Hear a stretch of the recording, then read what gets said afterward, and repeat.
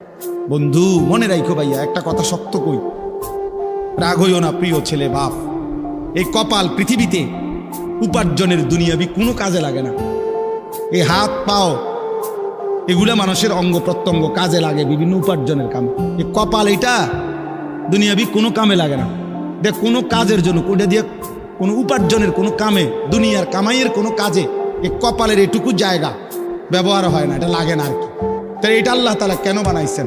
খোদার কসম রব্বুল আলামিন এই কপাল শুধুই সেজদার জন্য বানাইছেন, শুধু সেজদার জন্য।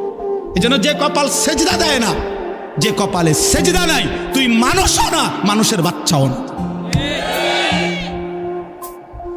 ইনসানের কোনো কাতারে সে পড়ে না, সে কোনো মানুষের কাতারে পড়ে না। ইনসানের কোনো কাতারে পড়ে না যার কপালে সেজদা। কারণ কপাল বানানোই হয়েছে। সেজদা কাকে বলে? ওয়াদউল জাবহাতে আলাল আরদ, জমিনের মধ্যে কি রাখা। তো কপাল রাখাটারই কি কয়?